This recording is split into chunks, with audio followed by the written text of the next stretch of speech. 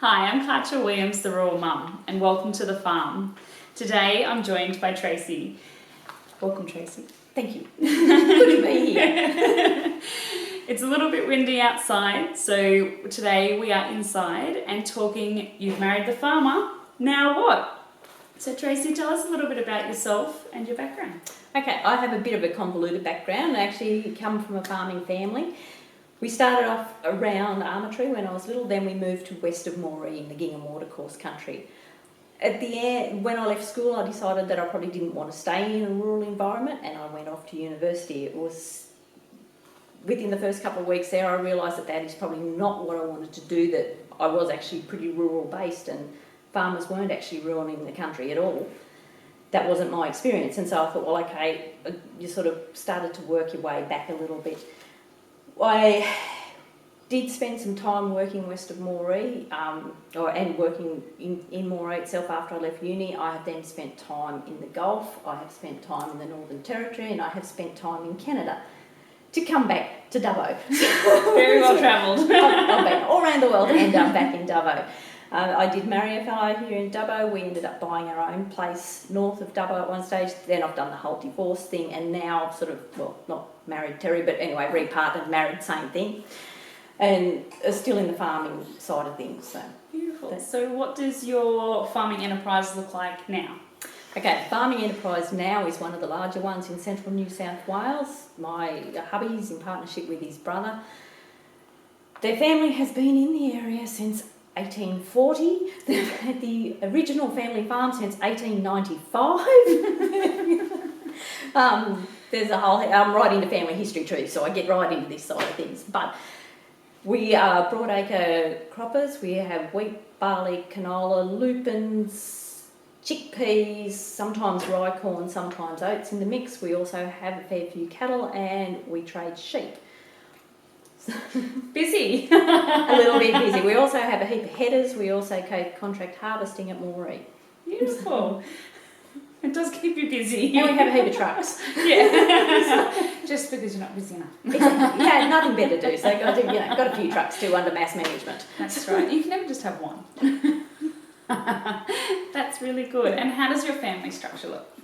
Okay, the family structure, well, my immediate family structure is Terry, myself and my son from my first marriage, so it's like, that's it.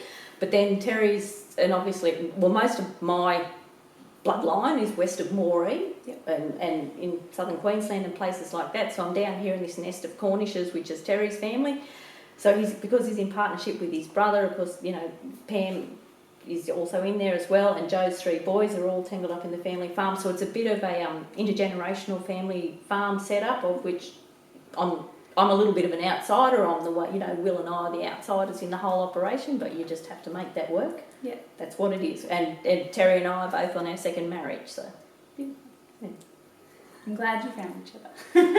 As it turns out, we've probably been ships in the night passing since God knows when, because where they started contract harvesting west of Moree was actually next door to where Mum and Vaughan live, and we know a lot of people in common. Their headers were going straight past our place the whole time. We could see them from the road, and because they had a heap of headers in the 90s and whatever else, sometimes when those headers were going past, if there was more than two, you'd go out and watch them go past. Turns out it was probably them. And then I'd go past to go to Grant Pub, and it was probably him in the paddock at Murphy's harvesting. Yes. How magical that things lined up later in life when you have all those connections. It is. It also means that when we go to functions together somewhere, generally we both know people at those functions because we actually know a lot of people in common. Yep. So why our paths didn't cross earlier on, it just is what it is. It is what it is. It was meant to be, and it came. And it came, eventually. So on a daily basis, what does your role look like on the farm? My role varies a little bit depending on the seasonal conditions, because as we all know, things change during the season, whether it's harvest, whether it's sowing, whether we're doing cattle work, whatever else we're doing. Basically, I hold a Bachelor of Business. I majored in accountancy. Some of the work that I've done in town has always been, I've been company accountants, I've been doing all that sort of stuff. So I'm fairly grounded in that side of things.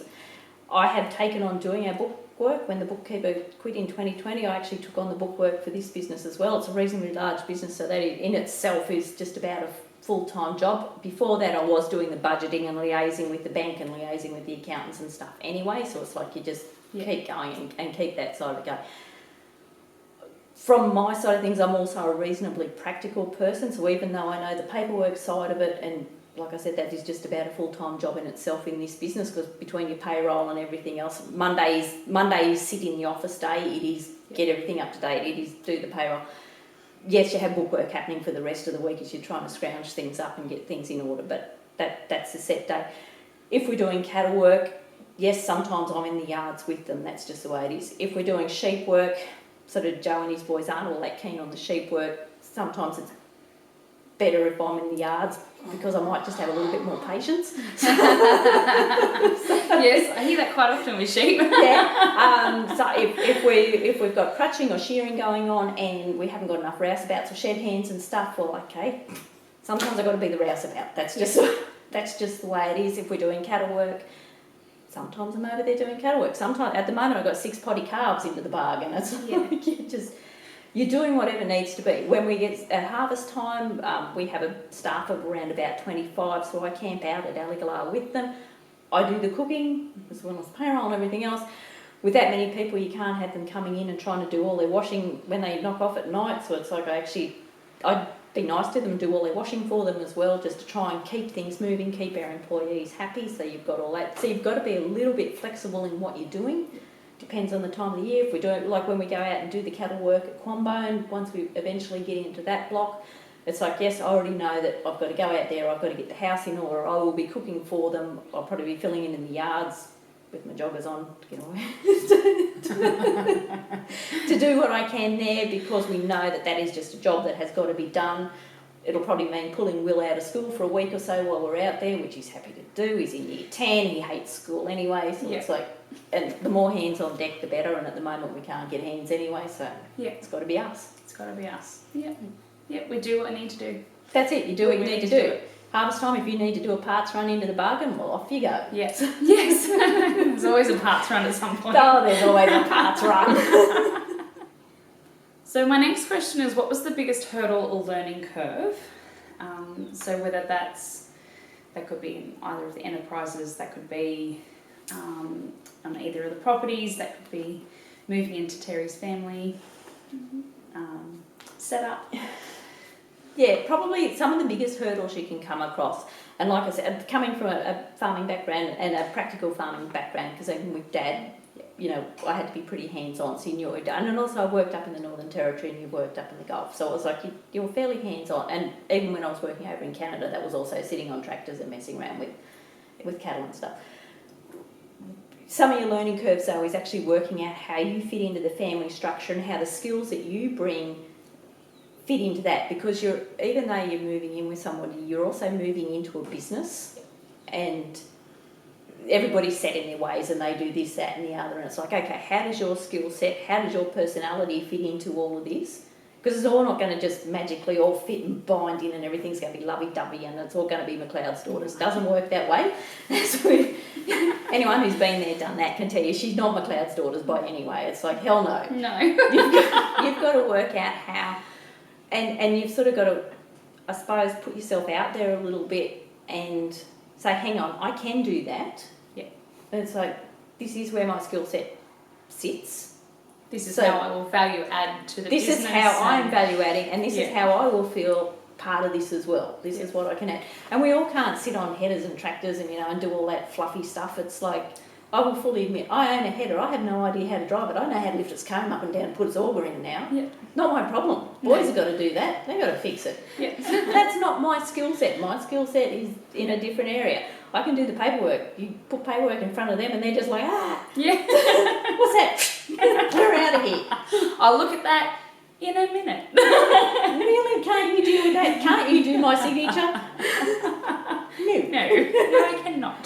Please read it. You need to know what's in this piece of paper. You need to know what I'm signing. Exactly. You need to know where this business is going and what we're doing and how this is going to happen. Yeah. So it's like, so sometimes and part of that, when you first step into it too, you can't just be out there and do that. You sort of, in a way, you've got to work your way into it. But then once you work out what your skill set is and where you fit in, then you can start going, yeah, right, I know what I'm doing in this area. Yep. This is how it needs to be done. Yeah. So. And that develops with the change of season and And change of life. A change of life and everything else and everything. You think you've got it going good, and then something else will throw a spanner in the works, and you've got to keep going. Sometimes it's a cycle. You've just got to keep going through that cycle. Yes. Yeah. What do you wish that you knew before coming back into the agriculture industry, or was there a defining moment where you thought, I wish I knew this beforehand? Don't know whether there was. I suppose one of the things,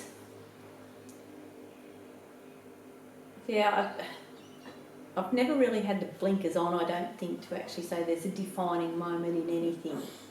Yeah. It's like, I mean, we've had times, before I moved in with Terry, I'd already got myself set up in town. I was working at the bank and whatever else. I mean, I was still going back to the family farm at Moree a bit.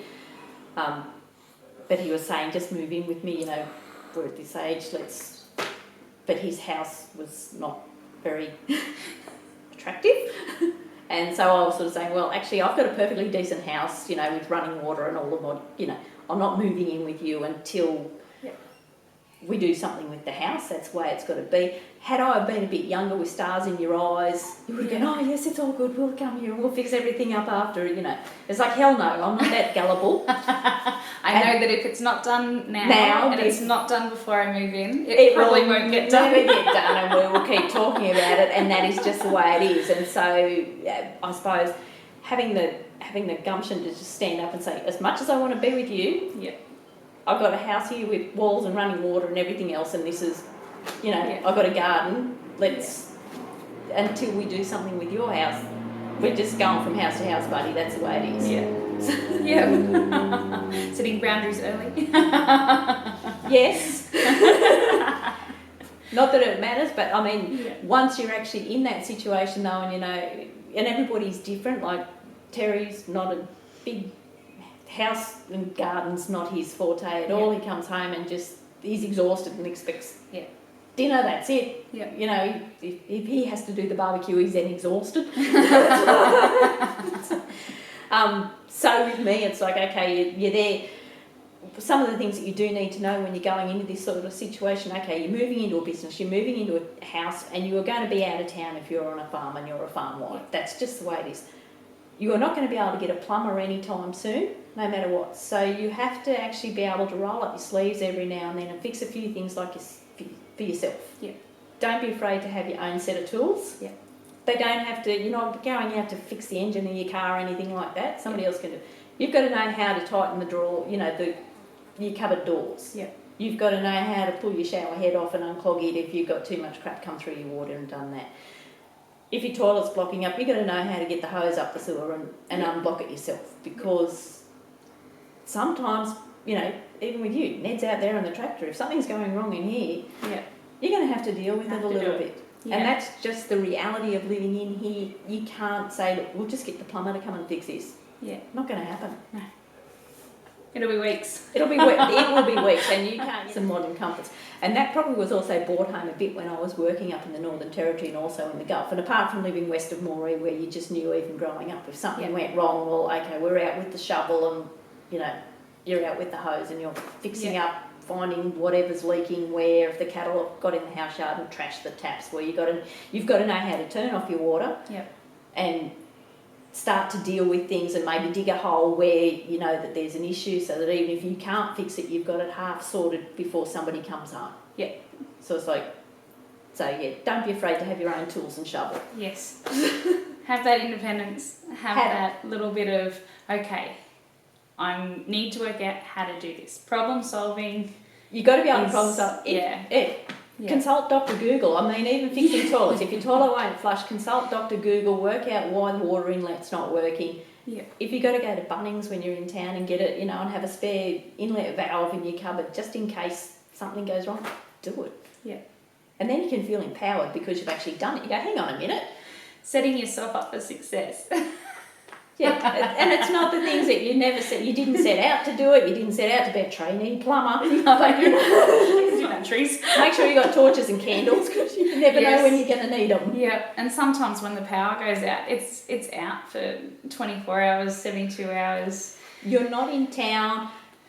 As far as when your power goes out and you're on, let's face it, you're on a feeder somewhere from, you know, you can have anything going wrong. You can have a fire somewhere that's burnt down a power line. You can have, you know, God only knows what happens. And I know, especially living west of Moree, we actually had a generator because we were on the end of the line, and you've only got a few people there. If Country Energy or whatever they are now have got 1,000 people out in one area and 2 people out in your area, well, they're not going to fix your line first. No. Okay, you're down the list a little bit, so you just got to know how to cope. Have your barbecue and your gas. Yeah. Have your torch. Have your rainwater tank so that you've actually got a tap on it outside, so you've got access to water when your pressure pump's not working, and go right. And everyone is outside behind the trees because we've got no flushing. Yes. Yes. Having that little backup water as well, just to purge when people forget, is always handy. Yes, that's always very handy. We always have some extra containers just in the shed, just in case. You've always got to have a few little just in case. And these are things that you probably don't think about if you're living in town or you haven't been in that situation, but once you've been there, you go. And I know a couple of, it was Harvest 2020, I think it was, you know, we got a whole heap of people, and then there was a lot of storms went through, and out at Alagala we didn't have power for, it was over 48 hours. Yeah. And when you got 20 of you living in the same spot, yeah. when you're the cook trying to work out what you're going to do with no electricity, we got some generators going so we could keep the fridges going, but, you know, you weren't producing enough electricity to actually have the stove and everything else going. So now, you know, I was like, okay, I've got enough. And I was cooking on the barbecue anyway. When you're trying to cook for that many people, it's like, geez, we've got a big enough barbecue to do it. And so I was like, it's like, okay, nobody's going inside. There's plenty of trees. Yeah. That's it. You're all outside. When it came to things like bathing, we had a water hole. Yeah, down at the ski dam, it was like anyone that wants a bath, you've actually got to go for a swim down at the ski dam and probably do it clothes and all. Yeah. And that was what we did for 48, you know, that's what you just had to do because it was hot too and everyone was sweaty and it was steamy because you had all these storms. And it's like, hell no, we've just got to, everyone's got to go swimming, that's what you've got to, that's just the way you coped. And we, you know, it wasn't an issue. Yeah, and you've got to prioritise what's going to go off first. Okay, we're all having that to start with. Exactly. Because you don't know how long it's going to last. And, you know, if you're all eating, I don't know, salad on the last day, it doesn't matter. It doesn't matter. It is what it is. It's like, okay. And then, you know, because we were able to keep the fridges and freezers going, I was like, okay, well, we've still got that side of it going. You know, if we're eating sausage sandwiches, well, so be it, we'll get through this. Yeah. Yeah. So, you've got to be a little bit flexible in what you can and cannot do no matter what, whether it's just you guys at home with your family or whatever else, or whether you've actually you're dealing with a crew at the time. Yeah. So, what was the best piece of advice that was given to you either before moving to the farm or once you were there that you reflect on? That one's also a hard one because nobody really gave me any advice. Yep. Anywhere. One of the things that I will say though, and it's probably more myself than anything, is if when you move on to a farm, you think, oh, it's all lovey-dovey, we're out here on the farm and we'll do this together and we'll do that together. What you need to do, and it's the same whether you're moving onto a farm, whether you're moving to a new community, whether you're moving to a new country. So you need to actually get involved with the local community in your own right. Yeah. Not just as the offshoot of your partner. You go out and find your own little group. Now, whether for you that's CWA, whether it's the RFS, whether it's whatever else happens to be, the tennis club, the hall committee, go and find something for yourself. Yeah. It's like, go and meet your own people. Yeah. And make yourself, nobody's going to come to your door and include you in anything. And like I said, it doesn't matter whether it's a new street you've moved into in town, whether it's a new town, whether it's a new country. Yeah. If you don't get involved with the local community and what's happening there, you're actually going to be quite isolated. And when you first start out, you think, oh, it's all lovey-dovey, we're in a little bubble and everything's fine, you know, because I'm so-and-so's other half, I'll be invited to everything. No, you won't. No. It doesn't work that way, as you well know. Yeah. It's like you've got to go out, and make your own mark. And I know even with me, like I am heavily involved with a lot of things like CWA and RFS and, you know, New South Wales Farmers, and yes, I was in the National Shorthorn Show and Sale and all the rest of the stuff. But that was me going out and meeting my own group of, you know, like-minded people in a lot of ways. And it's like you go out, you have something different to bring to the table then as far as the farm business itself and who your connections are. Yeah. Well, one of the reasons why I actually joined the Burrabadine RFS was because, okay, Terry and Joe, they've been same farm, same area since 1895. So they know who they want to know. They've made up their minds about what their neighbours are, who their neighbours are, who's related to who does what, you know, whether they want to talk to them or not or whatever it happens to be. I stepped in there not knowing anyone in that little district, but that is my little district. Yeah. And that's where I live. You don't see, you've got to get to know the people that live around there somewhere. By being part of the RFS, it means, okay, I know the people that are in the RFS. When we go to a call out, you know whose place you're going to because somebody will say, oh, that's so-and-so's place. You're like, oh, so that's where they live. That's where they live. Let's check this out as we, you know, let's check this out as we go. Yes. But that's it. So that is, it's so there's other people then in the community that know who I am for me and what I can actually contribute to that community. Yes.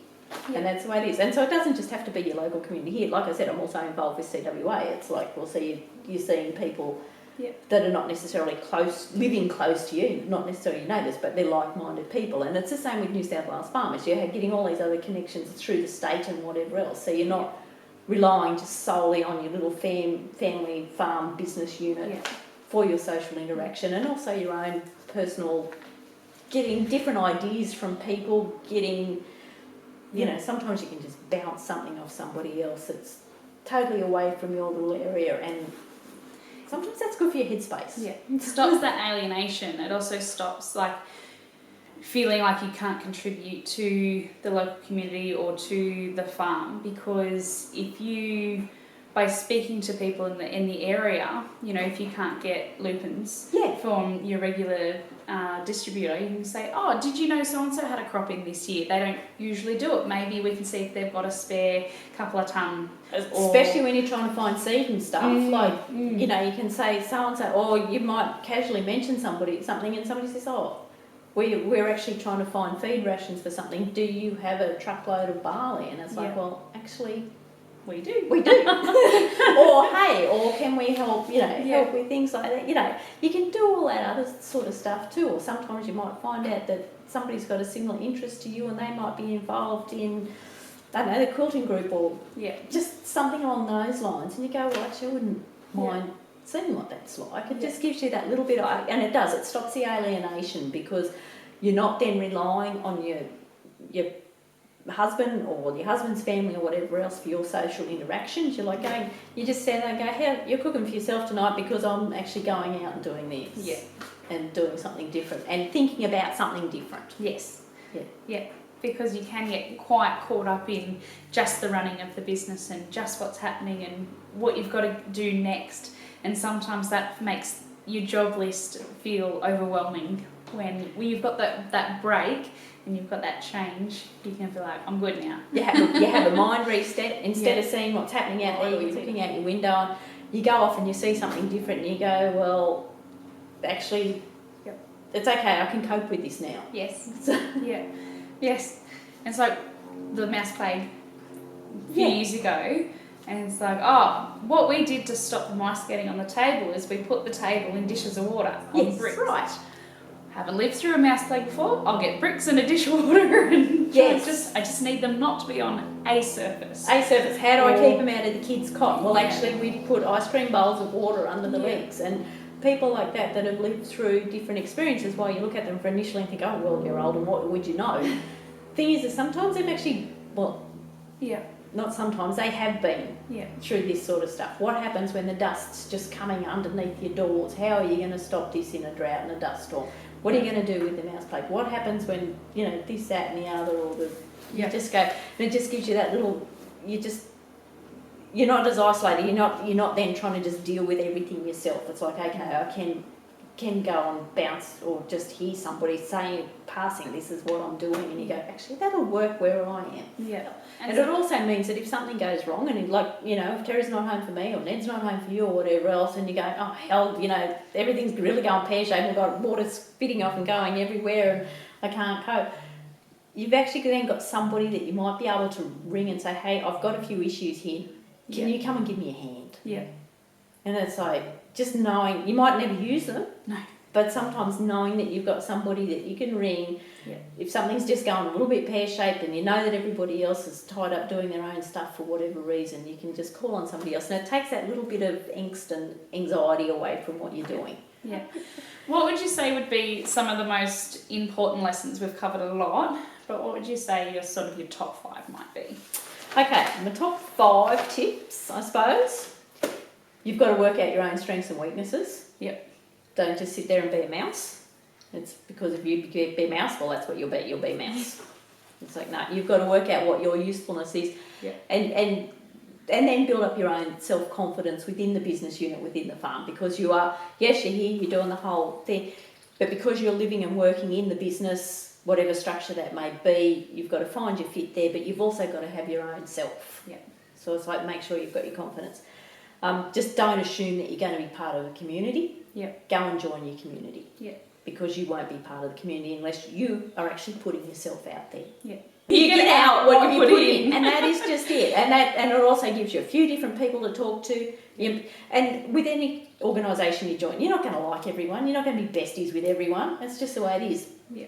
But so long as you've got a little bit of connection with a few people, that's always a big help. The other thing, don't be afraid to own your own tools. Yeah. Make sure you've got a screwdriver set. You've got a pair of pliers, hammer's really handy, shovel. Yeah. You're not out there to go and fix your cars, you're not going out there to, be all tradie and whatever else. You're there to make sure that you can do a little bit of maintenance on your house because sometimes nobody else is actually going to do it. No. So you've got to be a little bit self-sufficient. They don't have to be pink either, they can just be cheap orange ones from Bunnings. You might sit there and think your household bills, your electricity, your car, whatever else is paid for by the business, the business is paying for this. And then you're berating your hubby or whoever for working long hours in the business. It's like this, it's like, even though it's a business expense, somebody has got to pay that expense, and that somebody being the business is actually the farm. Is the farm. It is the farm. There is no shortcut, there is no special money pit just because somebody calls it a business. It's no different to being a wage earner, and it's just when you're a farmer, you've got a hell of a lot more bills. So you do more hours. So you do more hours because you've got more bills. Yes. And onto that, so you might go, we're living here. Okay, we're not paying rent because we're living on the farm. Big deal. Somewhere or other, somebody's actually paying the mortgage on the farm. Yes. That'll be the farm, and that's what you're doing outside. Yeah. So there's no shortcuts to having money, having a living. Yeah. It's like you work, you can have a living. You don't work, things are going to go downhill. Yeah.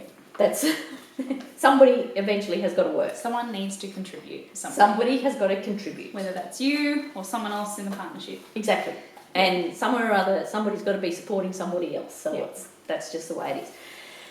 Ma nature will always rule the roost, no matter what you think. Ma nature. Yes. I haven't heard it referred to like that before. Yes. She is the absolute ruler, whether you like it or not. Whatever's happening outside, there is no such thing as public holidays.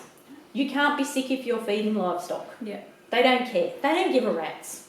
It's like, and if a storm's coming and the crop needs harvesting, it doesn't matter whether it's Christmas Eve. Yeah.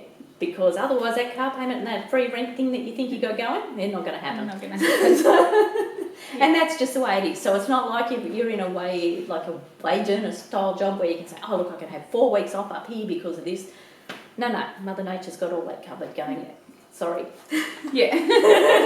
Sorry, we're going to put that on hold. We're going to put that on hold. You're going to be doing this and your flea bane's really getting away now, and unless you control it now, you ain't having a winter crop. Yeah. So Mother Nature. Yeah, so Ma Nature, she's in control whether you like it or not. Yeah. Which also means, okay. And what happens now and what you're doing now actually impacts with years to come as far as your livestock husbandry, as far as your crop rotations, whatever you're doing. Let's face it, the cattle that we've all got on hand now that we're getting ready to sell. Okay, they're roughly that 18 months, 2 years old jobbies.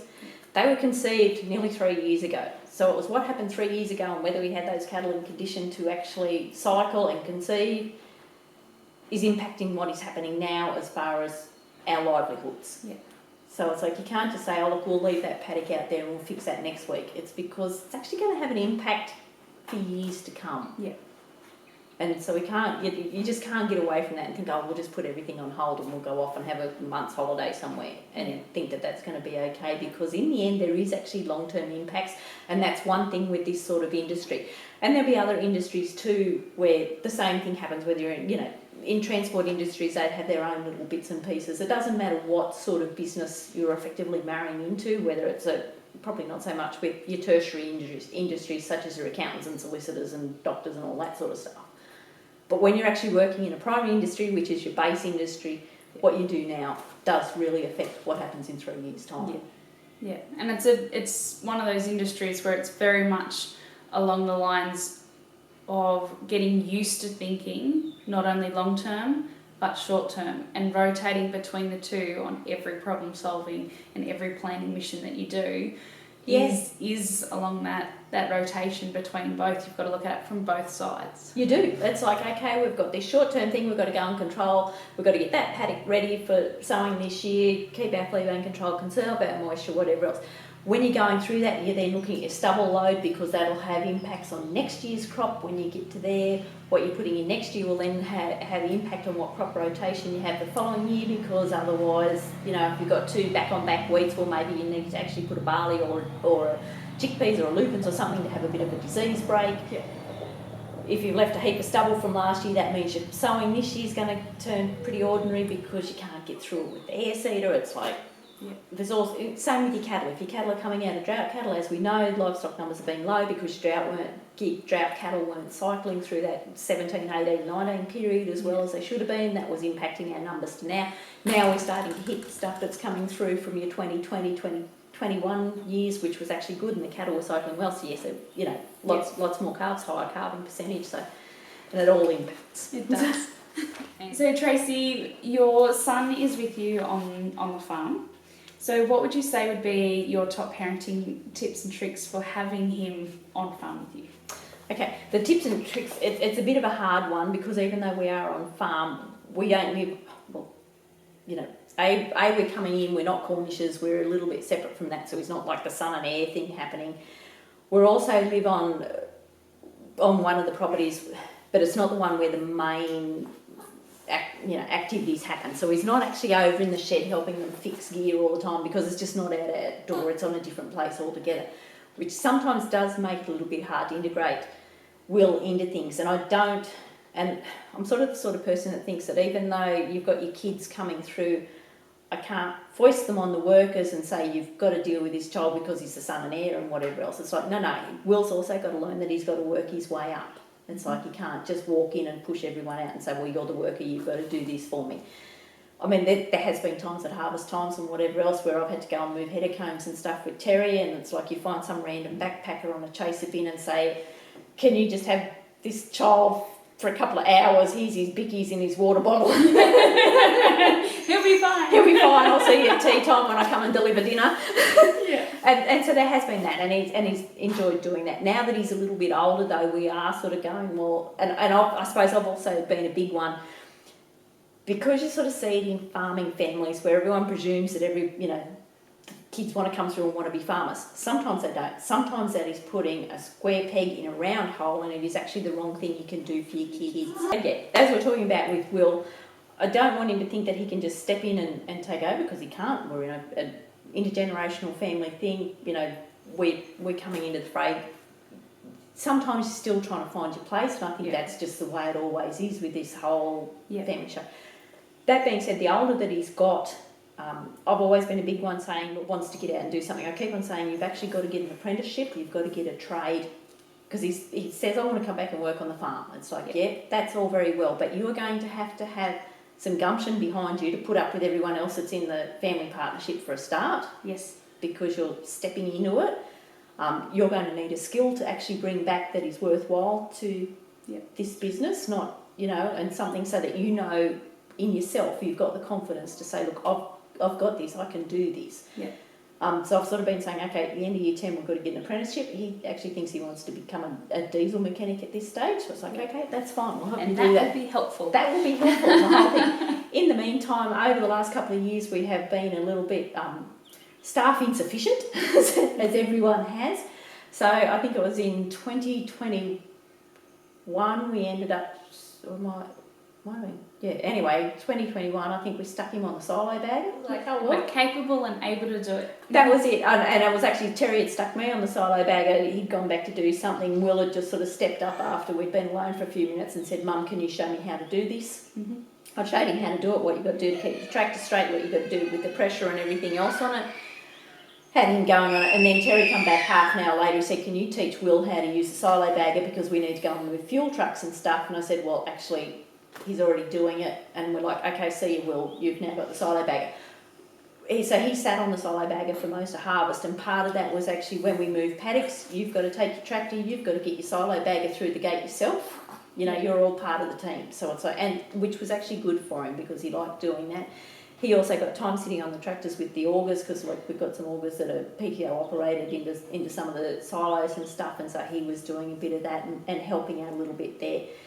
And then in 2021 harvest, he actually did a little bit more of that sort of stuff. He also had a little bit of a go on the chaser bins and in the headers just to get a bit of a feel for them, but he said I wasn't quite ready, because you need a little bit more spatial awareness, and he was only 13, it's a little bit, still, and because he hadn't grown up, even though he's a farm kid, he's sort of not an experienced farm kid because we haven't been living on the main thing and we haven't been pushing our way into trying to do everything. So it was like, so he was still a little bit, I can't quite handle this. But we did end up throwing him on the tractor with the 124 plate offsets on after harvest in 2021, and he did a couple of shifts on that, and he was like, actually I can handle the auto steer in the tractor, and he said, I was probably turning too early at the end, but it's like, it's better doing that than hitting a tree or a fence, even if you've got to do an extra lap around to do the headlands. This year, even though we didn't do, harvest was pretty dismal and he didn't get too much of a go doing anything, we actually didn't go out there for harvest. And so, but afterwards Terry said, we'll like to start on the tractor and the offsets. I said, yep, righto. So we bundled him up, took him out there with his sleeping bag and his water bottle and said, right, you've got to live in the house with the blokes. Yep. And here you go. And so he was then doing shifts on the offset on the tractors, and we also had the ripper going, and so he would We've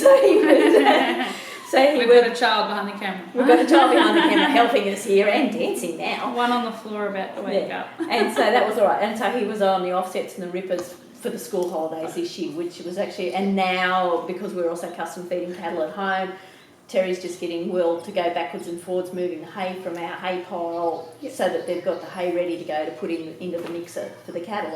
And so every now and then after school, Will just goes over, gets on the tractor and does that. And so we're sort of integrating him into it a little bit that way, just getting him to do some jobs. Yeah. Which is, and Will's enjoying that too. So that's the way, I don't know whether there's any right and wrong way about it. Everybody's a little bit different.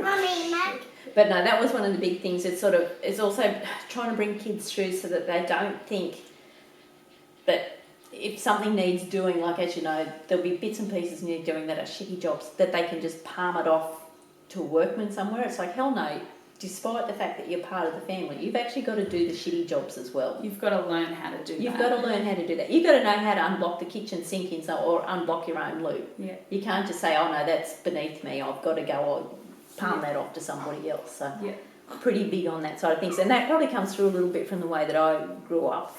We're west of Moree. If the loo was blocked up seriously, Dad was there like, you get the shovel, you get the hose, and we're all hands in literally. Yeah. The whole thing is like, everybody's got to do this. When I was working up north, if things went wrong, it didn't matter whether it was Saturday, Sunday, your day off, you'd been to the pub the night before, if the outlet for the washing machine was, the pipes were blocked up because, somebody had gone from 3-inch pipe down to 2-inch pipe at an inconvenient place. That's where they always seem to block up. I was like, you've got to fix it. You can't, nobody else is going to come along and fix this stuff for you. So you've actually got to know how to do it. And I know even with me, when I had my first car and whatever else, when I was at home, if I had a flat tyre, Dad wouldn't actually let any of the workmen change the tyre for me. Yeah. He used to say, no, you are changing the tyre. And I used to always think that was pretty mean. He said, no. He said, it's so I know that you can do it when you're out on the road. Yeah. I'm like, okay, fair enough. I can deal with that logic. Before we got our driver's license, we needed to show Dad we could change the tyre ourselves, and we had to be able to talk through the maintenance of, even if it was just your wiper fluid or your coolant, checking all of it, checking your oil, knowing how to top it up. You've got to be able to do all that. So, and some of that stuff hits home. Like sometimes people get a bit airy-fairy about checking your oil and water. Okay, if you run out of fuel, big deal, whatever else, you run out of fuel. But if you run out of oil and water, you're in a lot of trouble no matter where you are. And that sort of hit home to Will a little bit here. Oh, it's probably 2 years ago now. It was one of the days anyway. I think I was rouseabouting at the time, and then had to jump on the bikes to go, and we were missing a couple of sheep, and we had to go and look for them. And Terry said, just grab this one that's over in the shed, and we were out at one of the other places. We were out at Pine Lodge. And I'm like, okay, I'm going to check the oil before I take this bike anyways. Oh, don't worry about it. The boys were riding it yesterday. Everything's fine. I'm like, no. You got to check. I checked the oil. There was nothing on the dipstick. Yeah. And I'm like, hang on, who's got oil in the back of the ute? I said, I'm not taking this bike anywhere. There's no oil. And he's like, holy hell, nobody's checked the oil. No, nobody had checked the oil. Yeah. And he just go, and I said, Will, that is why you do it yourself no matter what anybody says to you. Yes. Do you pre-start? Exactly, just do. Your oil and water especially, because everything else you can just about deal with. You've got a flat tyre, that's all right.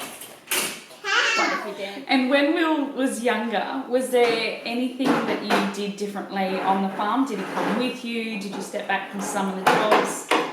It depended on what was going on at the time. Like obviously when he was really little and I was carting him round, when he was the same size as Carolyn, effectively you were sitting there and okay, you weren't getting in the yards with the cattle because you had this kid that you had to keep a track of all the time, and so you're very conscious that if something goes wrong and you've got this kid with you, there's no coming back from that. So it's like, so you step back a bit. When he got a little bit older, yes, I was still carrying him with me.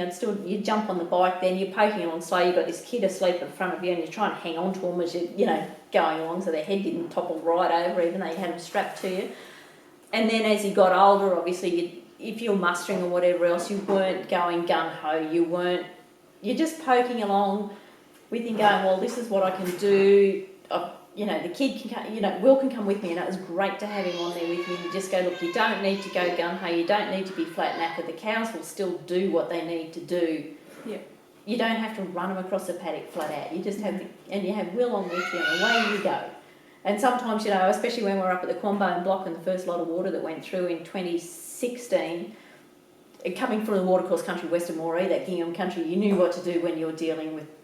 It's the same sort of country as the Macquarie Marsh country, which is where we've got the block at Quambone. Terry was trying to go from ridge to ridge, and it's like, you just go. And I just said, Will, hang on and get your feet up. Yeah. And Will just went, oh God, Mum's doing this is Mum. And I was like, this is how you get through this country. Yeah. And he's just going, oh God, Mum's going to do something now. I've just got to hang on like a koala bear and it'll all be good. Yes. Yeah. And so you do that with them and try and say, well, this, you don't need to be doing, especially when you're dealing with bikes and stuff like that, you don't need to be doing all this show-offy, TikTok-y, Rambo style stuff. It's like, hell no, you're actually got to do something practical. You've got to make sure that you're doing things reasonably safely, because in the end you've got to be able to get home. And if you hit a stump the wrong way, you hit a tree, you hit a hole, there's not much, you got to be safe. Yeah, I think the biggest thing for me was when Will was little and we had the farm with my first husband, just that trying to juggle the farm, the working full time, the whole waking up several times during the night. It was tough. There's no glossy, easy answer for that. And even when you're at home, you sort of got to have your whole sense of self. And I probably wasn't taking enough time. I was trying to do too much, which is not a good thing to do, even though you think you've got to do it. It's like in the end, as he told me, I was just fat and cranky at the time. It's a baptism by fire when you have your first. I know, it's a baptism by fire. And I tell you, they can, when they start talking, they can be pretty straightforward too. There's no filter. No. But yeah, no, he tells me that. So part of it is you actually, even with kids, you have to look after you as well. I think the other thing is you do have to go with the flow. Yep. It's like things are going to change. You are not in a static job. It's not as so there's constant hours, there's constant things. It's not you. And you are living within a business. So it's like, and like I said before, Mother Nature dictates a lot of the terms, and there's different things happen. There's different cycles. You've got your different growing cycles, whether it's cattle, whether it's sheep, whether it's cropping or whatever else. And you say you just can't.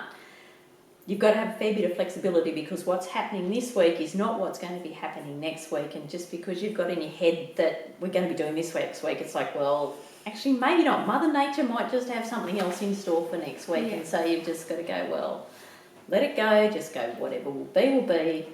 Look after yourself, and then go with the flow. And sometimes that flow is going to be totally against what you want to do, but you just got to go, breathe. Yeah. We can deal with this. Yeah. And how did you find what works best for you for looking after yourself? Okay, I'm fairly much into, even though I don't look like it, into fitness. Yep. I have been for years and years and years. I actually train with a personal trainer from Longreach during the climate, which is good. I'm also a very keen park runner. Yep. You know, some Saturday mornings lately I've been doing 15 kilometres. Yep. It's just what you do each day, except for basically Sundays. I will be doing something along that line. That is also a time for me, you know, so I run on Saturdays, I run on Tuesdays, I run on Thursdays. I actually run with a group in town on Thursday mornings. I meet some girls at 6:15. Yep. Away we go for a run, which is good because you're also dealing with other people. You've got the one thing in common, you like running. Not that I'm a fast runner, but you don't have to be. It's not about the podium, it is about you. I also do like doing half marathons and stuff. I like the fitness that I'm at when I'm doing a half marathon, so working towards that again for Stampede this year. And you know, I do weights and stuff at home. Like my lounge room, I don't get many visitors, so my lounge room actually looks like a gymnasium. I've got like the weights and the treadmill and the whole thing in the lounge room, because that's what I use. Yep. It's like, it's not about looking fancy, it is about me. When I'm doing that stuff, that is my time. That is, you know, and even Will has said it to me. It's like, if I'm in a really shitty mood, it's like, go for a run, Mum. Just go, because I have found that you go for a run, you have a big ball about things and just, you know, get your head space right, and you go, right, I can deal with things now, or even if I'm not dealing with things, at least I've been for a run. That is something positive to start the day on. Yep. And that's basically what I do. Yep. Thank you, Tracy, for coming on today and talking to us on our series for You've Married a Farmer, Now What? I hope that everybody found some tips and tricks and some information in here that will help along their journey, or to help someone that they know. Thank you very much, Tracy. And thank you for having me, Kat. Much appreciated. And hopefully I have added some value, even if it's only a little thing, because it is a poor day if you don't learn something. So it's like, yeah. We've definitely learned something.